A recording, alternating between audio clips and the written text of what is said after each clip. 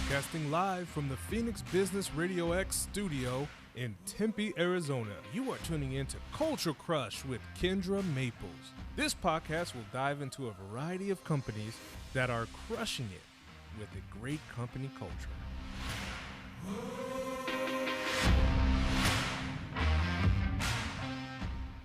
Hi, everyone, and welcome to another episode of Culture Crush. On this podcast, we focus on everything surrounding businesses with a good company culture.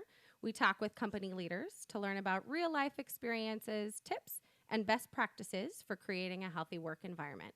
On this podcast, we continue to highlight amazing companies that are crushing it with a good company culture, and today is, of course, no different. I am very excited. Today is a little bit of a unique show. First off, we have two amazing guests that I'm going to introduce in just a second, but we also have an amazing co-host. I have asked the lovely one and only Karen Nowicki, the owner of the Business Radio X studio, to actually jump on mic with us today and co-host. And you asked me this morning, or was it last night? I feel like I think I planned a little more ahead than this Well, morning. I'm pretty sure it was 12 hours. right.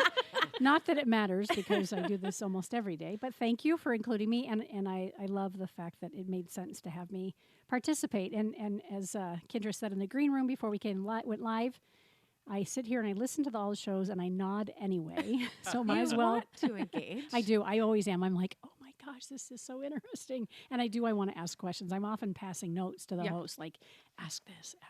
So thank you.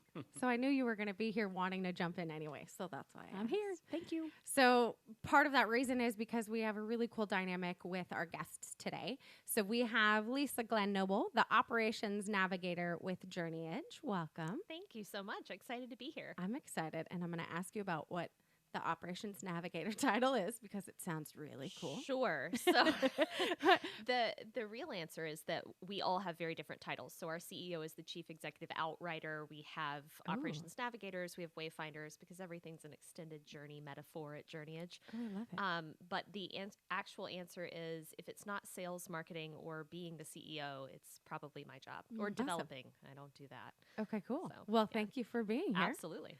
And then our other lovely guest today is Michael Zale, the CEO and co-founder of YellowBird, a.k.a. my boss now. Hello. Thank you for having me, Kendra. You're welcome. I'm so excited. So you and I had scheduled with your team to have you on the show, and this was months ago before I actually ended up working with the team. Mm-hmm. So now it's kind of fun, fast forward, to have you on the show to talk all about company culture.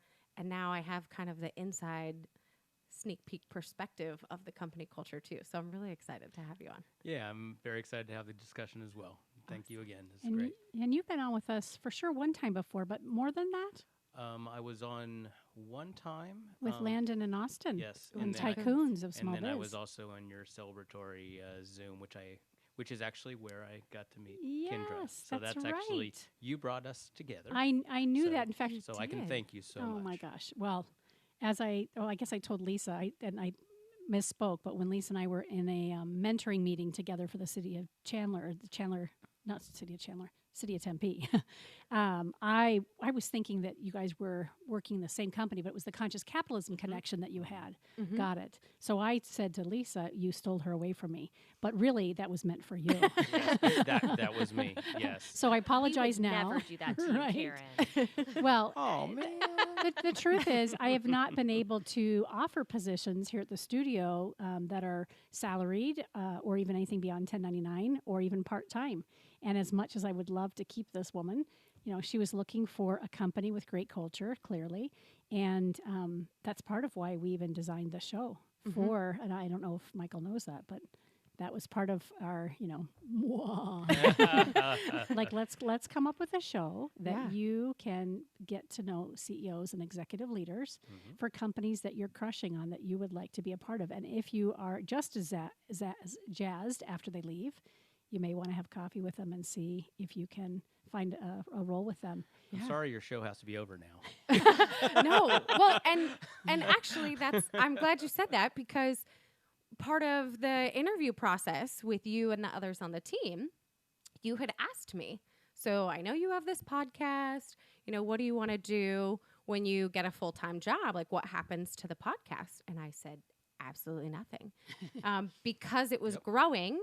And, you know, we were looking at listeners and I'm like, oh, it's more than just my mom and her friends. My mom does not have that many friends at all.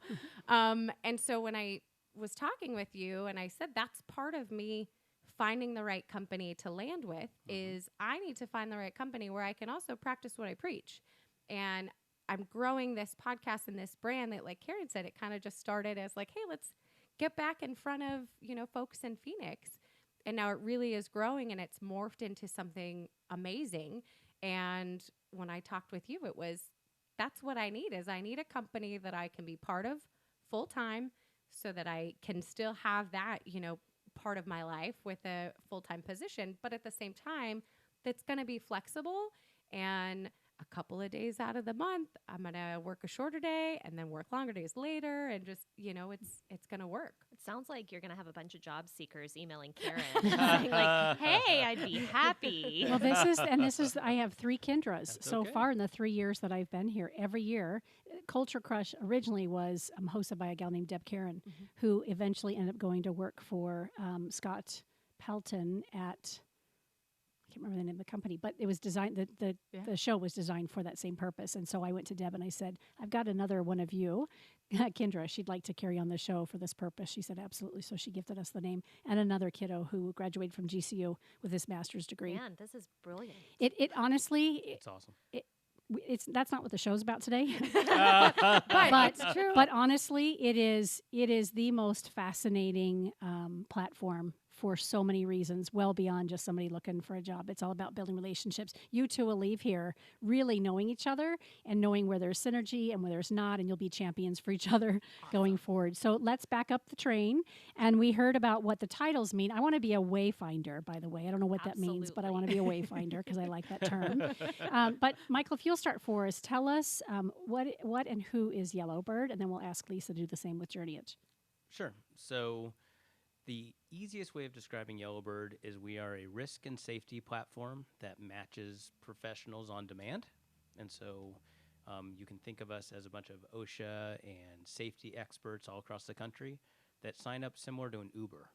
And they make themselves available on their terms. We will present opportunities to them fluidly, and they have the opportunity to say yes or no to the opportunity that we've presented. And for the company that's engaging them, they get much more senior people, much more highly qualified people at a much better price point.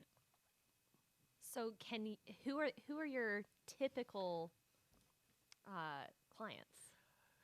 We've got 3 primary verticals, which is construction, manufacturing, and oil and gas. Ooh. But the bigger overarching industry that covers all of it is insurance. So that makes sense. You know, people say high consequence industries is what we focus on, which consequence in this world means, in our world actually means death or injury, things like that, where it's truly... That's a high consequence. It's a high consequence. I'm gonna agree on that, yeah. Yeah, it really is. It really is. That's why I feel like what we do is truly meaningful, because we actually do big impact life-saving efforts, which That's is amazing. Nice. Mm-hmm. That's amazing. Yeah.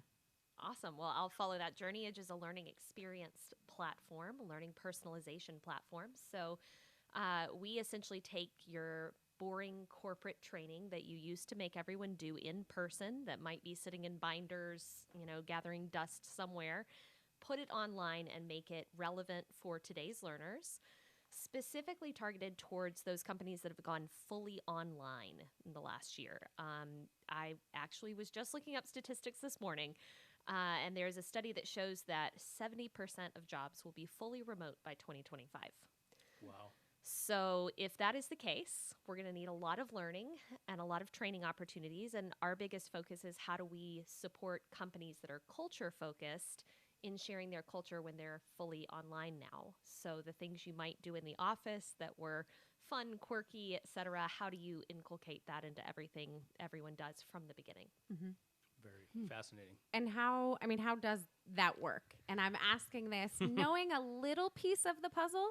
So I am on the leadership team for Conscious Capitalism Arizona, and it's very fun because we're actually working with Journeyage right now. Journeyage is working on our onboarding process for our members.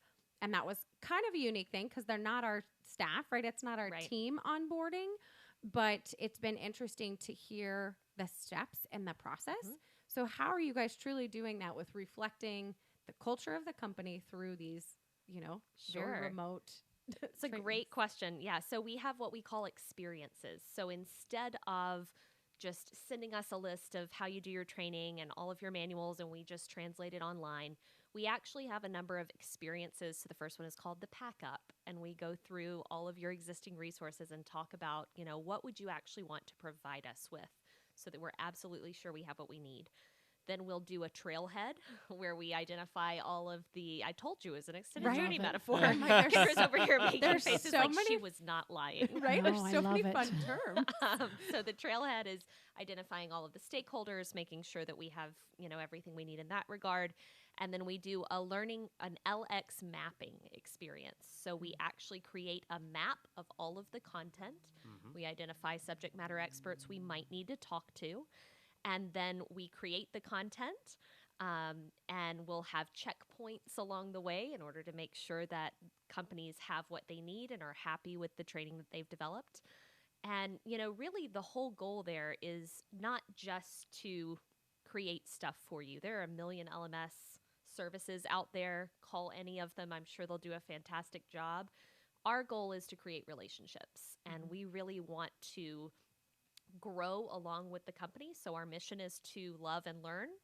We really feel strongly that we want to show up and love our customers and love our employees, but also learn with them. So instead of just doing what we're asked, we're going to ask questions and say, gosh, it's really interesting that you do this as a quiz. It doesn't seem like you're ready for that yet because they don't have all the information they need yet. Might we consider something else? Or, this would be so cool if we personalized it. So a big piece of what we do is content personalization. And I can share a little bit more about that in a little bit, but it's really fun. What's your background?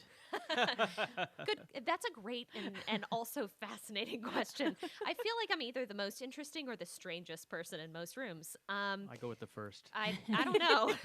Let's hear the Depends on if answer you're- and yeah. then we'll judge. Well, in this room, you're the first. It depends on who we ask, I think. So my background is in education. Mine too. That's why I asked. Yeah. Yeah. I actually came to Phoenix through Teach for America, taught for a number of years, and then said, I'm so exhausted, I can't possibly do this job anymore, and took a boring 9-to-5 operations job that I could leave at my desk. Did that for 2 years and realized, no, that's not actually what I'm going to do. And went back into curriculum development, which I actually did in this very building. I was one of the first residents of SciTech? MAC 6 for New Global Citizens Oh. time. Oh. And then transitioned to a position at ASU supporting African learners, and then to a position at Cahoots Foundation supporting entrepreneurs, and now here. So everything sort Yay. of connects to learning, operations, and international is usually my other Yes. piece. Yeah, Shout out to Interesting. Jenny Poon. absolutely. Yes, Yep, as they yep. grow and expand. Holy cow. Mhm. Absolutely. The two of them are knocking down all sorts Always. of barriers. Love it. Wow. Fantastic.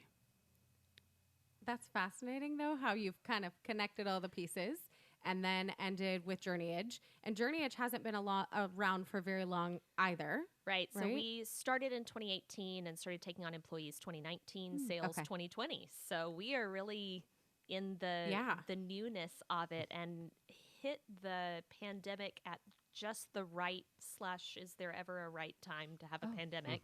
Right? But now everyone is thinking about, how do I train my people when I've never met them? Yep. Mhm. And it's perfect because, Michael, your timeline is very similar. Very similar. I started the company in July of 19, and my co-founder came on a few months later. We went into revenue January of 2020, and just through the pandemic, we're both very fortunate because we have solutions that are virtually leverageable. And so we didn't have to change how we did things. We just had to change where we did things and kind of the method, but not our core value proposition. I mean, there are many people who had to shift their entire businesses. They had to pivot everything just to stay alive.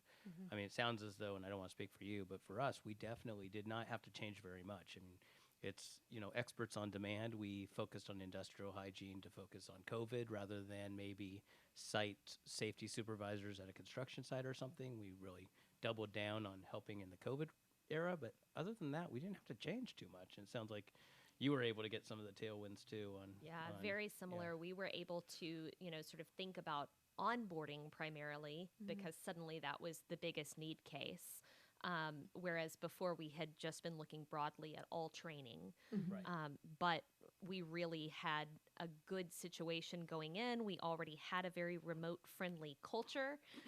So by the time I joined in June of last year, I didn't ever meet my teammates in person until November or December. So it's been really fascinating. Yeah. I have a friend who I had drinks with about 5 days ago, and he's going to hire 200 people in the next 12 months, 100% virtual. Wow. And I was thinking to myself, from a culture perspective, you would better have your act together, because you could, culturally, how do you set the tone and the vibe and the mission and vision and all the things that are important to make sure that you're all singing from the same hymn sheet? It's going to be a very, very interesting thing to watch, although he's a 100% virtual company already. So there have been companies doing it for years. So Yes. there are best practices to learn from, Yeah. but they're not necessarily published, because for years everyone looked at it and said, oh, well, you're remote. You're 100% remote. Like, that's cute. That's nice for you, right? We will never do that. I remember when I worked at ASU, we had a pandemic drill like 3 years ago. Oh, Literally, no way. Day of the Living Zombies. Like, if something terrible should ever happen, we need to know that we could continue to run everything. Now, keep in mind, I worked at ASU. Well, I worked at Ed Plus, which supports ASU online and all of the online endeavors. So theoretically speaking, it should be 100% virtual. There's nothing other than filming that has to take place in person. But it was still a very, very in-person culture. And we practiced by taking our laptops home and working from home. Whoa, what a concept. All on the same day. what? How is that possible? And now that very same unit works all from home all the time right now.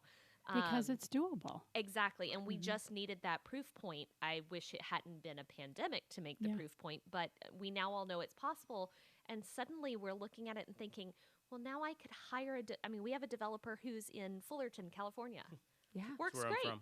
There's no reason. Are you? Well, Yeah. and it seems like a pretty darn good place to live. And she didn't want to move here and leave the beach. I don't blame her. But she was a good candidate. Exactly. How do we make it work? Absolutely. So as we're talking about culture, I'm wondering, and having been an educator and an assistant principal years before going to business for myself, communication is everything, right? And good, solid communication breeds really solid culture.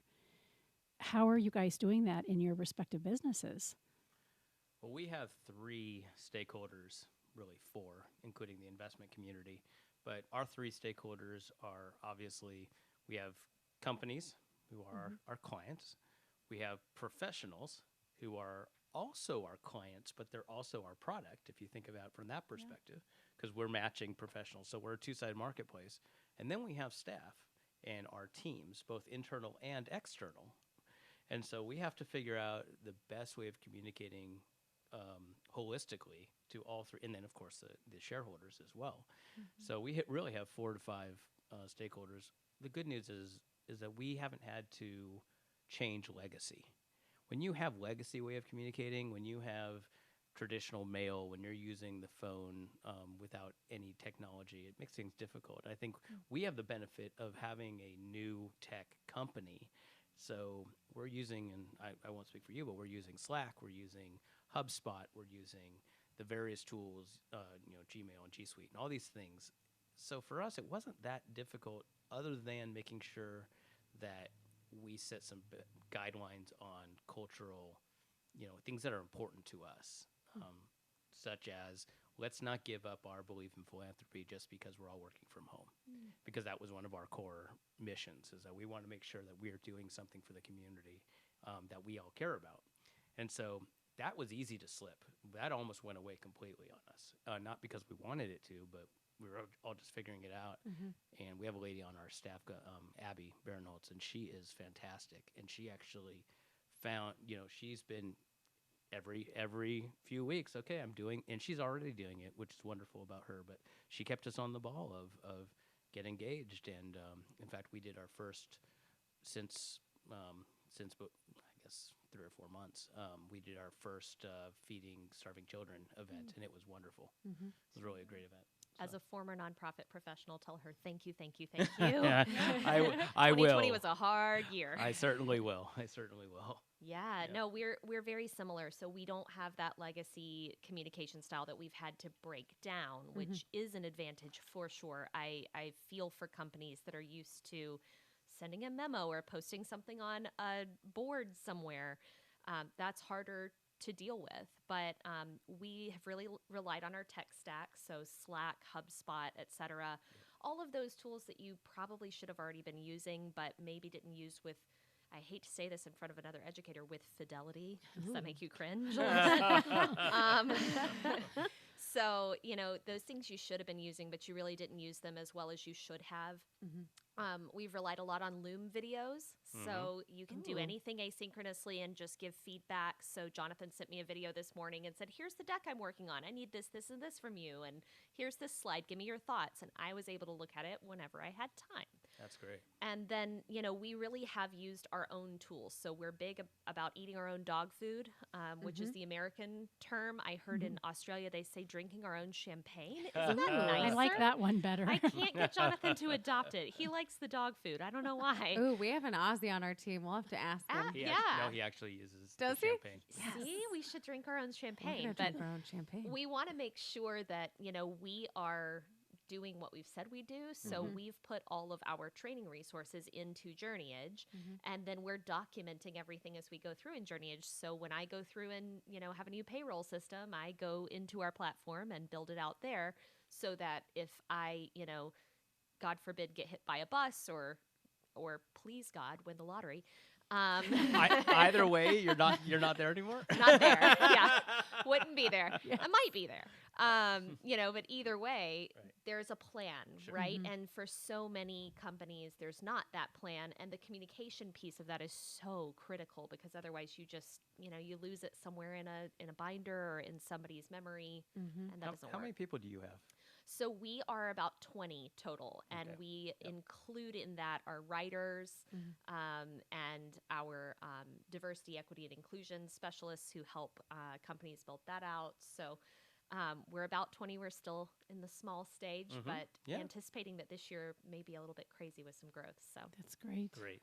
So taking it kind of a step further from that communication level, then especially when you have folks remote, right? Then what's that next step of really truly building relationships, building trust? Because for me, when it came to starting with YellowBird, I started with YellowBird right when you could actually go in person again. And so when Mike and I talked in the very beginning when we interviewed, he asked how do you feel? Are you comfortable with coming into the office? And that was after me being remote for about 1.5 years and having a kiddo do virtual at home. And so when he asked me that question, I was like, oh, please take me. Remind me, you showed up in what on your first day, Yes. Kendra? Yes. Another great culture conversation. This is a great culture discussion. I did. I showed up as the Easter Bunny. I thought that was a normal attire for everybody on their first Which day. we didn't understand why you would do that. My family definitely questioned it. We have this thing every Monday is our L10, our team meetings and whatnot. But every other Monday, we have coined it Spicy Monday. So every other Monday, there's a theme. And it just so happened to be that the day that I started, the theme was childhood, what you wanted to be for a career, what you wanted to be when you grew up as a child. This is amazing. Yes. So as a child, I had this dilemma of either being a garbage man or Obviously. right? Makes sense. Every girl's dream. Yes. Right. Or I just loved that the Easter Bunny and Santa Claus were so magical, but they got to give everybody gifts. It's a pretty sweet gig. Right? So I thought, how fitting. And it was actually like 2 weeks right before Easter when I started as well. So and most importantly, she just happens to have an Easter bunny costume. And who doesn't like, really? of course. I mean, In the back of your closet. full-grown common. ears well, and you all. guys don't have one. We happen to have it in a closet because my stepdaughter one year decided that she wanted to catch the Easter bunny on the trail cam in the backyard. And so my husband said, yeah, sounds great. And I looked at him like, are you crazy? How are we supposed to do this? So he invested in this costume. He wore it that one night. I have since worn it about 10 times. Well done. So It's called good use of resources. right? Yes. I thought so too. So yes, so I wore that, but I was lucky to be able to start the team when things were coming back in person, and you could wear an Easter bunny costume So to work on your I first have day. a backstory on that. Oh, jeez. So Spicy Mondays. So one of our core values is keep it spicy, keep it interesting, have fun, laugh, joke, be engaging. Don't make this into a job because I don't care how much good you're doing in the world. If you're not enjoying yourself, it's going to be troublesome. And then we all, 4 of us at the time went home for COVID. And so I was thinking, okay, we're all on these little screens and everything else. You know what we need to do? We need to do the COVID themes. Spicy Monday, everybody dress up. So we had different backsplashes that we do on our Zoom backgrounds and so forth. And we did Sesame Street one time. And then we did disco one time. And, and it was easy. You can just go grab a wig and everything else. And then when we started coming back in the office, we said, you know what? Maybe we should give that up. And it's like, no, I'm not giving that up. This is way too fun. So that's the backstory. We actually did it because of COVID. It was one of those things for us. It was like, we want to keep it fun around here. I know everybody's at home, but you may as well, have a good, legacy of this time. I love that. That's such a good example of how you can do those things remotely. It's not. Oh yeah. It isn't challenging to make it interesting remotely and to spread that culture remotely, but it's intentional. Yes. You have to think about it and you have to commit to it, right? A lot of companies did similar things and then said, oh, well, here we are in month 6 of the pandemic and Let's let it we're go. over it. Yeah. You're lucky my unfortunately. camera's on. Exactly. And I'm not sweeping the floor while you do this meeting. Exactly. And everyone knows when someone's on the phone and sweeping the floor during the meeting. So I think that's fantastic. And we did several, very similar things. Anytime somebody onboards with us, their first day, we have a swag drop. No. So we give them I know you're going to be shocked here, but a backpack for their journey. Of course. Makes sense. I love With it. all the things they need. So they get a sweatshirt and a beanie and a belay and all the books that we keep on our Journeyage library And then shelf. do you drop them in the middle of the desert and you make them come back? That's the next step. That's year 1. Yeah. And if they come back, they're still employed. There you Yes. go. First year anniversary, we'll drop you in the desert. Good luck. But yeah, and making it an exciting experience for people, even though they're at home, is really fun. So when we first developed all of that, it was once many of us were already working at the company.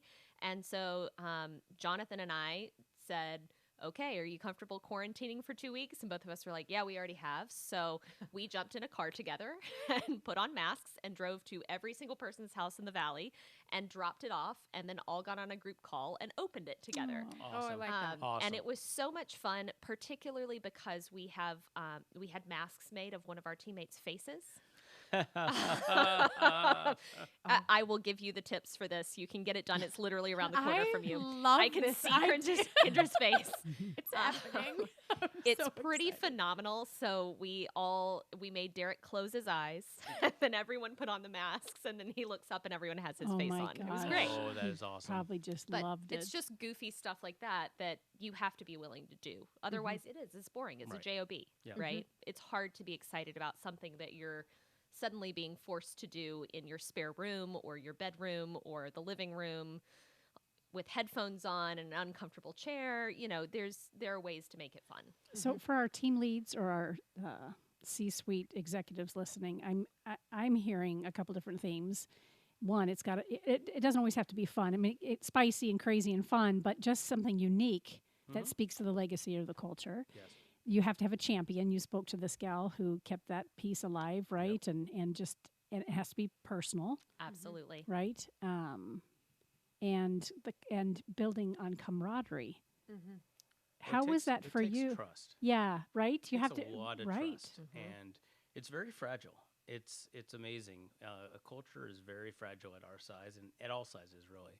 But you trust in each other. You laugh with each other. You joke around. And I'm always thinking about that. Do we trust? Do we truly trust each other? Are we being vulnerable with each other and honest and all that kind of stuff? And it's hard. It's really, really hard. Yeah. It's one of those things that I fear. I fear our culture breaking constantly. Yeah, we had a few months ago, we had a situation where we made a significant pivot, and it meant letting go a couple of team members, which at a small size is incredibly hard no matter what. And our team is, amazingly supportive. I've never seen a company that, you let somebody go and say, hey, so tomorrow I've already lined up 3 interviews for you because I know you and I know what you can do. I want to make sure you get a job that follows up with them immediately afterward.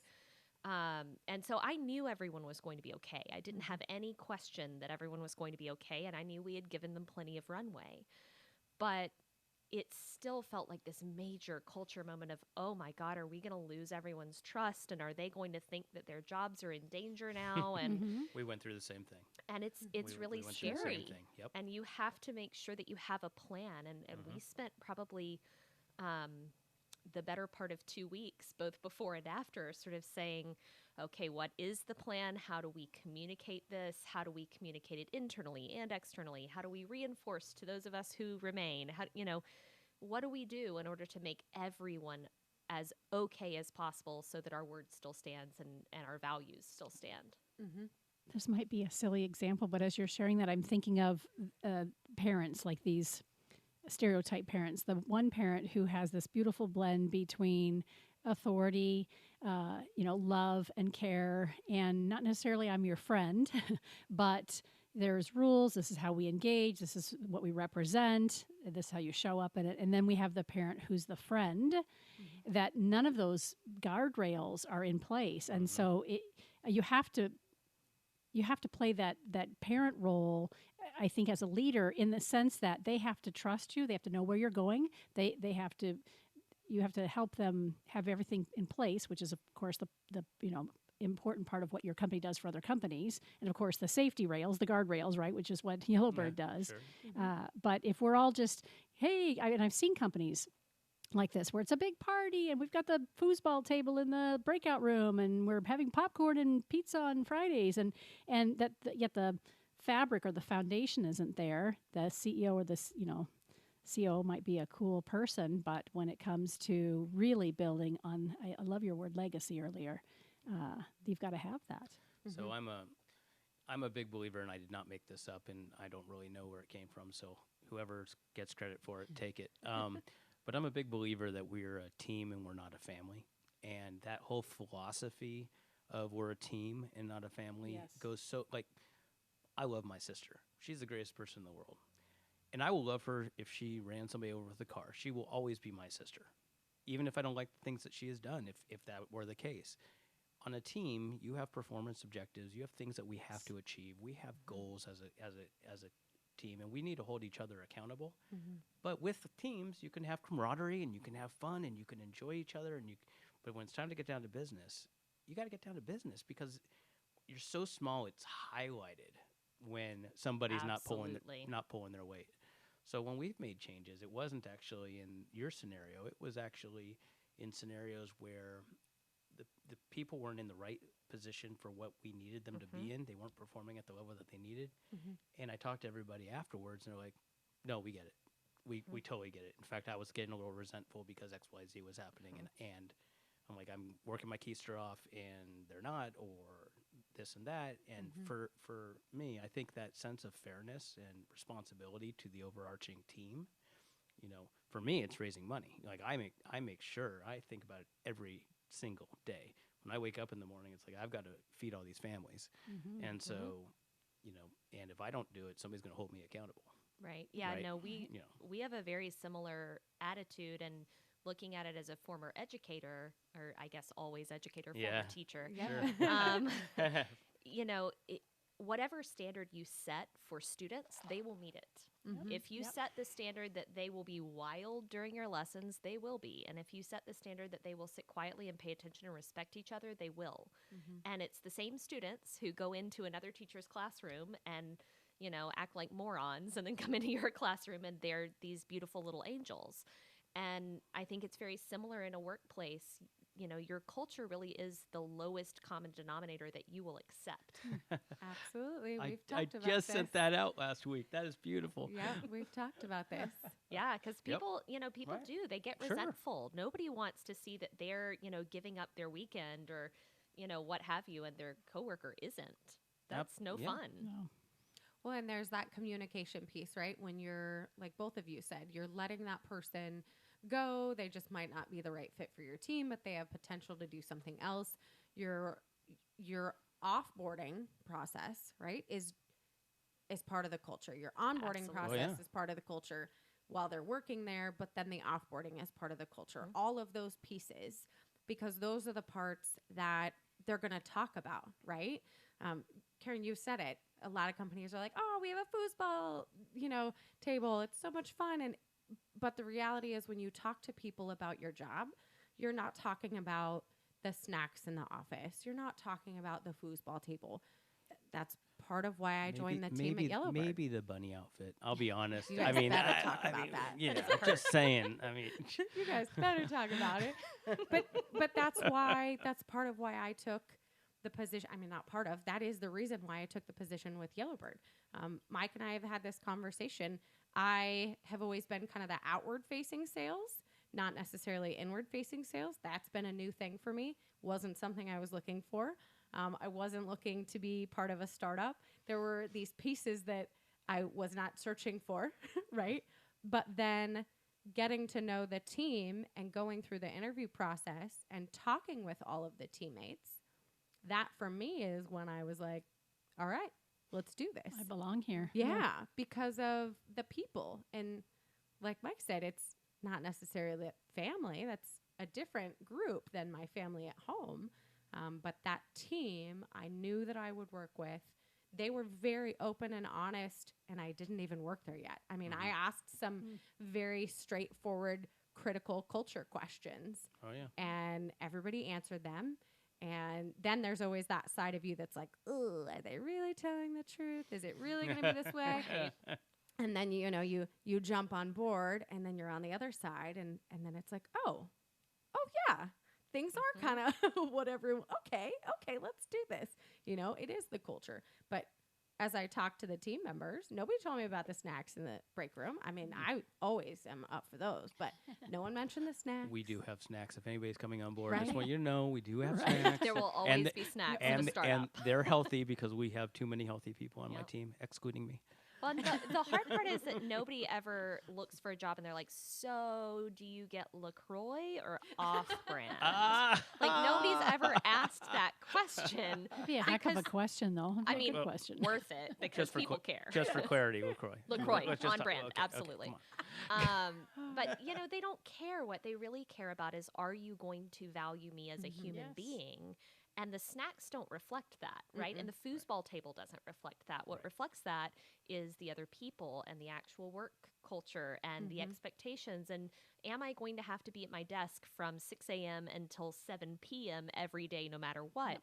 People care about those things, and yet that's not what we talk about. So, we've been really intentional about, on our website, on our careers page, those are the things we're going to tell you about. We really don't care about the snacks and the on-site gym and, anything else like that. Who cares? Yeah, no one's going to talk about those pieces. No. And- And they're cool. They're, it's cool to be able to sure. say it, Right? but it's not actually that impactful. Well, and then when you're sharing with others about your job, and what you're doing, those aren't the pieces that you're sharing with your friends. You're going to tell your friends the nitty gritty.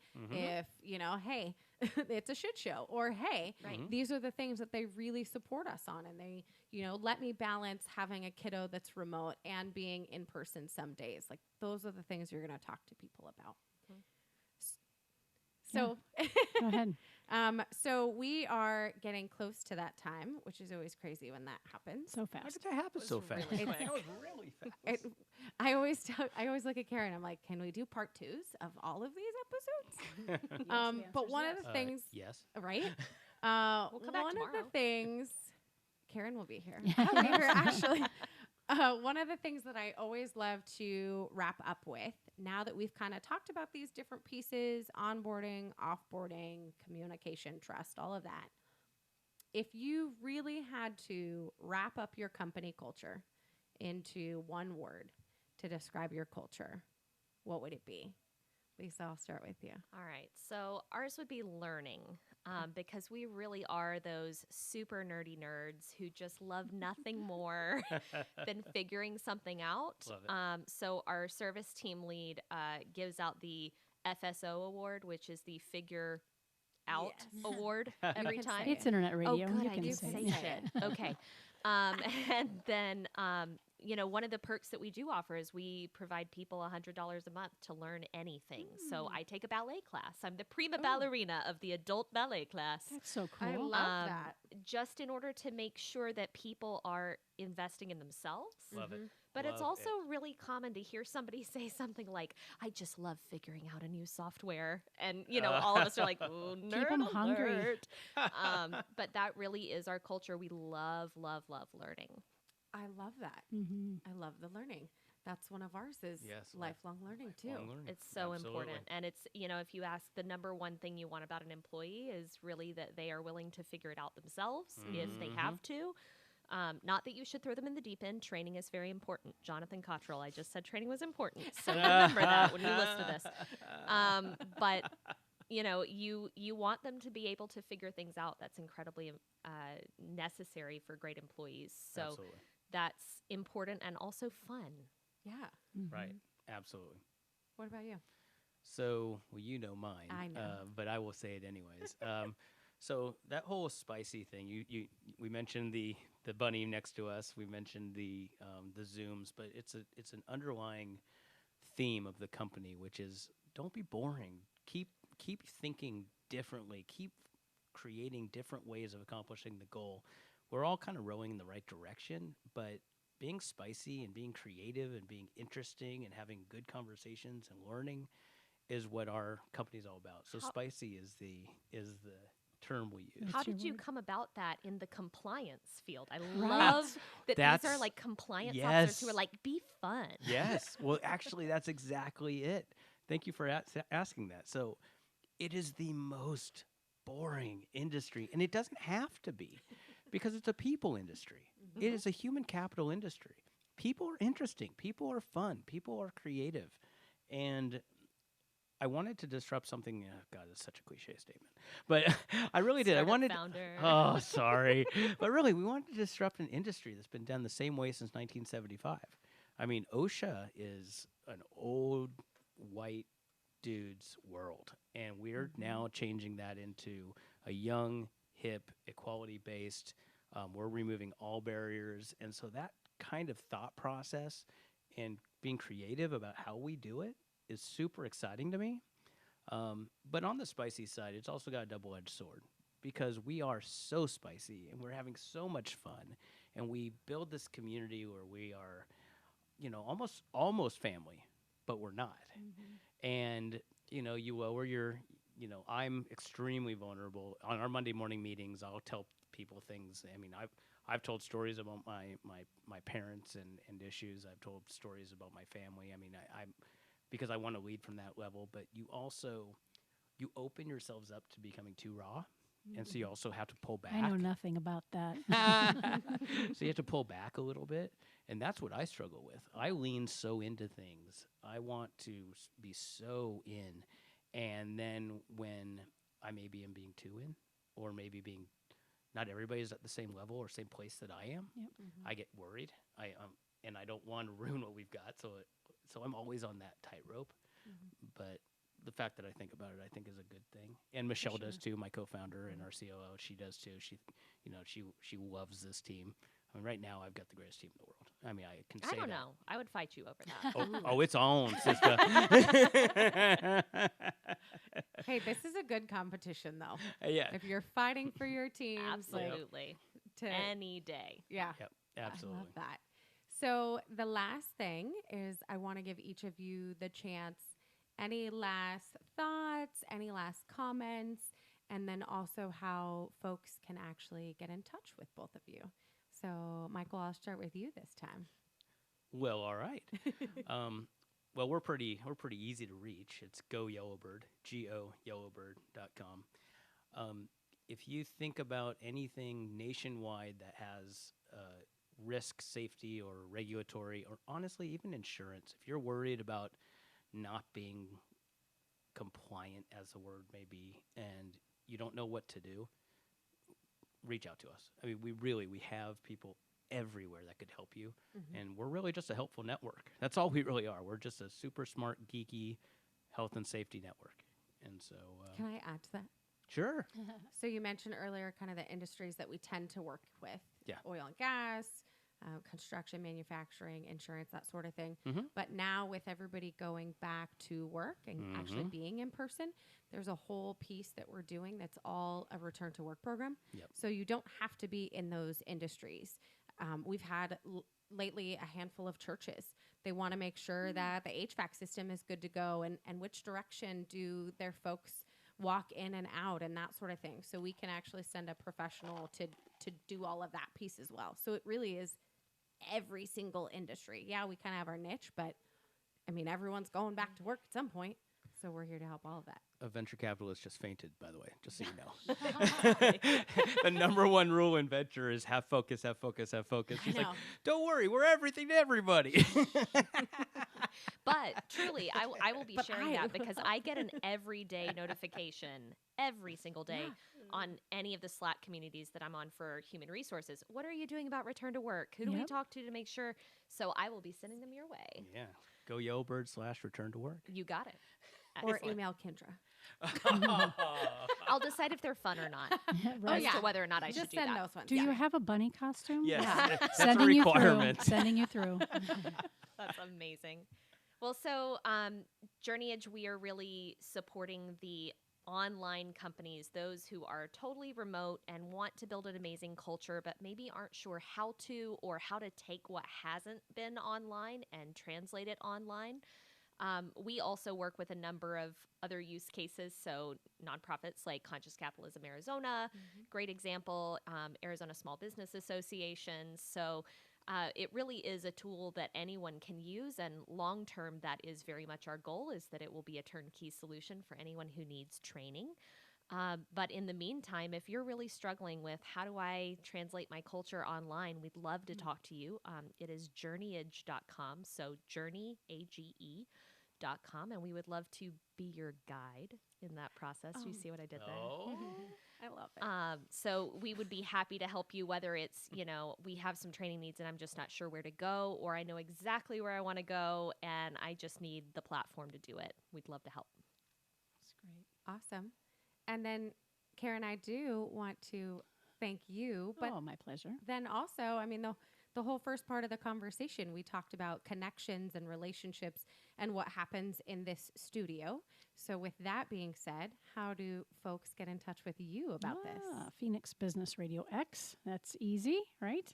We are pleased to have Local First Arizona, Conscious Capitalism Arizona, Arizona SciTech Institute, and Arizona Tech Council, as well as several independent businesses that are just looking to create those relationships or strengthen them. And that's really what we do. That's behind the mic. We just have these kinds of conversations. And so thank you for asking. And thanks for letting me, have my mic on instead of off. I love it. It's like I'd nod and say, oh, yeah, at the same time. And Karen, I have to thank you because without you, I would not know Kendra. So I was a guest on a previous show, and I came to your Behind the mic celebration Yeah. at Is the that end what of the that year. was? Yes. It was That's fantastic. what that was. And you had breakout sessions, so we could all get to know each other, and we started talking, and that's how actually I met Kendra, and that's the beginning of this I love journey. it. That's the beginning of our journeyage. Yeah. Thank you. See that. Ah, That was good. boom. I love it. I love it. It's all about relationships. That's right. It is all about relationships and consciously. That's what I hear you both saying, that you're consciously choosing to lead your group, your company in a certain way, so that there's legacy, so there's longevity. That's what we're doing here as well. And we like to run with cool people, which is why we do something like the Behind the Mic, because we want to keep people in touch with each other and keep making those introductions. Yeah, Arizona is not 6 degrees of separation. It's about 3, maybe Oh, 2.5. Yeah. So true. Yes. Oh, yeah. I love it. So thank you to the 3 of you.